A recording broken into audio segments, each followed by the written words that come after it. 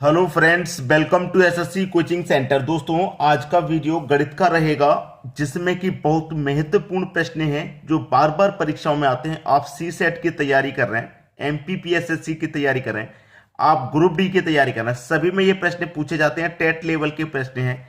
तो चलिए स्टार्ट करते हैं। पहला प्रश्न है, एक स्कूल के 504 छात्रों में लड़कियों और लड़कों का अनुपात 11:13 है। सबसे पहले लड़की कहा गया है, बाद में लड़का। तो पहले लड़की कहा गया है तो पहले आप लड़की लिखेंगे। याद रखना, जो पहले बोला जाता है उसे पहले लिखते हैं। बाद में लड़का बोला गया है तो बाद में लड़का लिख लेना है। ठीक है। इनका अनुपात है 11:13 दिया गया है। जबकि टोटल छात्र लड़की लड़का दोनों मिलाकर के कितने हैं भाई? 504 हैं, दोनों को मिलाकर के। जब दोनों का योग 504 है तो आप अनुपातों का भी योग कर लें। 13 और 11 मिलकर के कितना हो जाएगा? 24 हो जाएगा। अब 24 से 504 को कटाएंगे तो ये कटेगा 21 बार में। अब 21 का गुना मैं 11 से कर दूं तो लड़की की संख्या पता चलेगी, और 13 से कर दूं तो लड़कों की संख्या पता चलेगी। चलिए कर देते हैं। ठीक है। 11 एकम 11 का 1, कैरी का 1, 11 दूनी का 22, कैरी का 1 23। ठीक है। 13 का कर दो, 13 एकम 13 का 3, कैरी का 1, 13 दूनी का 26, कैरी का 1 जोड़ देंगे 27। इस 504 में 231 लड़की हैं और 273 लड़का हैं। इतना समझ में आ गया। आगे क्या कह रहा है? यदि 12 लड़कियों को प्रवेश दिया जाए तो नया अनुपात क्या होगा? 12 लड़कियों को और प्रवेश देने की बात कर रहा है।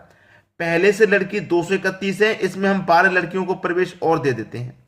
तो अब लड़की कितनी हो जाएंगी? ये हो जाएंगी 243। लड़के तो जितने हैं उतने ही रहेंगे, 273। ठीक है। अब इनका अनुपात क्या होगा उसने ये कहा है। अब इनका अनुपात हो क्या होगा? कटा लो भैया, किसी न किसी संख्या से कटेगा। ठीक है, कटाएंगे। देखिए 3 से मैं कटाऊंगा, 3 अट्ठे 24, 3 एकम 3। इससे कटाऊंगा 3 निमे का 27, 3 एकम 30। तो 81:91 इधर लिख देता हूं।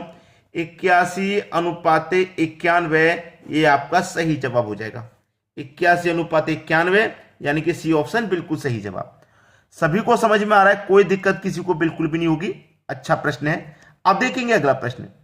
अगला प्रश्न है, सुमन, साक्षी तथा मयंक एक साझेदारी करते हैं।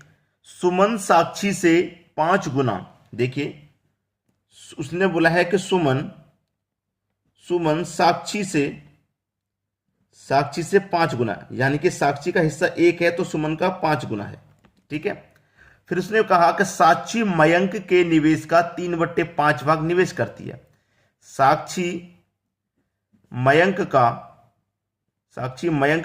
3/5, यानी कि साक्षी का 3 होगा, मयंक का 5 होगा, भाग उसने निवेश किया। ठीक है। 1 वर्ष के अंत में कुल लाभ 30,000 रुपए अर्जित हुआ। साक्षी का भाग ज्ञात करें। साक्षी का भाग ज्ञात करना है। ठीक है। अब देखिएगा, यहां पे साक्षी का सुमन के साथ 1:5 है, साक्षी का मयंक के साथ 3:5 है। एक कंडीशन और है, उसे मत भूलना। सुमन साक्षी से 5 गुना है। जो सुमन है वो साक्षी से 5 गुना है, तो हमेशा 5 गुना रहेगी। जब साक्षी का यहां पे 3 है तो 3 का 5 गुना कितना हो जाएगा? 15 हो जाएगा। ठीक है। क्योंकि साक्षी के 2 अनुपात हैं, दोनों में से एक लेना पड़ेगा, तो जो अधिक वाला वही लेंगे। ठीक है। ये हो गया सुमन का अनुपात। साक्षी का अधिक वाला 3 हो गया, मयंक का कितना हो गया भाई? 5। ये तीनों का अनुपात हो गया। अब यहां पे योग कितना है? कुल योग है आपके पास 23,000 रुपए का, 23,000 का। और अनुपात का योग कर लो, 15, 5, 25 और 3 23। 23 से काटेंगे 23,000 को, एक बार में कटेगा 3 जीरो, यानी कि 1,000 हो गया।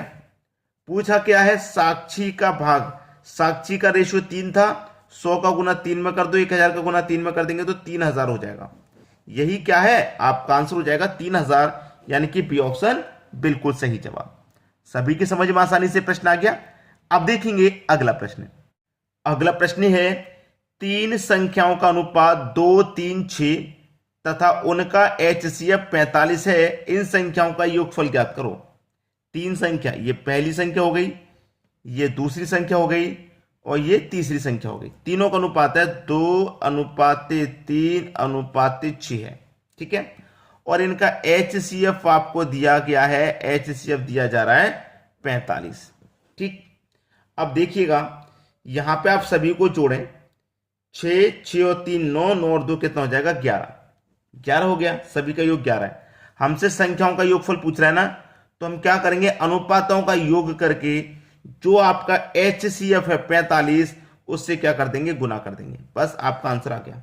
ठीक है, 11 पंजे 55 का 5, कैरी का 5, 11 चौके 44, कैरी का 5 जोड़ देंगे 49, 495 आपका सही जवाब है, जो कि सी ऑप्शन में दिया गया है।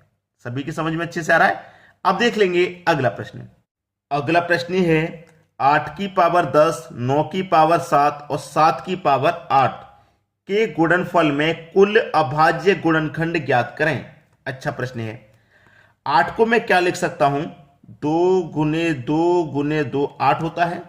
ठीक है, 9 को क्या लिख सकता हूं, 9 को लिख सकता हूं 3 गुने 3 9 होता है। ठीक है, और 7 को क्या लिख सकता हूं, 7 ही लिखूंगा क्योंकि 7 के गुणनखंड नहीं होते। ठीक है, 8 को लिखा है मैंने 2 गुने 2 गुने 2, तो ये 8 के ऊपर जो 10 पावर है वो 2 के ऊपर भी 10 रहेगी, इस 2 के ऊपर भी 10 रहेगी और इस 2 के ऊपर भी पावर 10 रहेगी। ठीक है, ये जो 7 पावर है ये इस 3 के ऊपर भी 7 रहेगी, इस 3 के ऊपर भी 7 रहेगी, और ये जो 8 है इसके ऊपर रहेगी। ठीक है, अब यहां पे जो जितनी भी पावर हैं उनको सबको ऐड कर देना है, बस 10 20 30, 7 37, 37 में जोड़ देंगे 7 44, 44 में जोड़ देंगे 8 52, बस प्रश्न का आंसर आ गया। कुछ नहीं है, बस पावर जो दे रखी है उनको जोड़ देना है, 52 आपका सही जवाब है, सी ऑप्शन। अब तो कर लेंगे इस टाइप का प्रश्न। वैसे देखने में तो बड़ा मुश्किल लग रहा होगा ना, लेकिन है नहीं मुश्किल। अब देखेंगे अगला क्वेश्चन।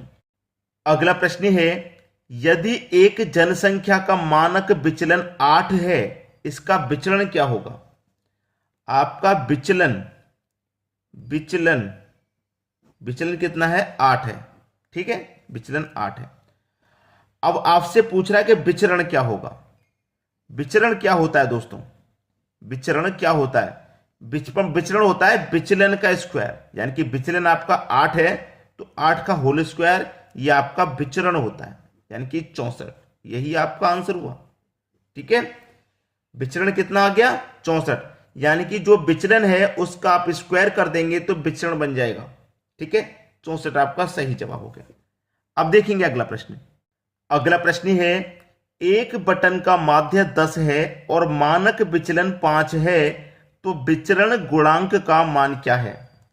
देखिए आपसे कहा गया है कि माध्य जो है, माध्य है आपका 10। ठीक है, माध्य है 10 और विचलन विचलन कितना है भाई, आपका विचलन है 5, तो विचरण गुणांक का मान पूछ रहा है क्या होगा। कैसे निकालेंगे विचरण गुणांक, जो विचलन है 5 उसमें जो माध्य है उससे डिवाइड कर देंगे और 100 से गुना कर देंगे।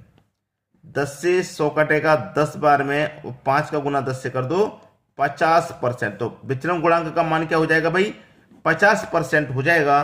पहला ऑप्शन बिल्कुल सही। तो दोस्तों आज की वीडियो में इतना ही। कमेंट करके बताइएगा आपको प्रश्न कैसे लगे। ठीक है, और किस टाइप के आपको प्रश्न चाहिए ये भी आप कमेंट कर दीजिएगा। ठीक है दोस्तों, धन्यवाद।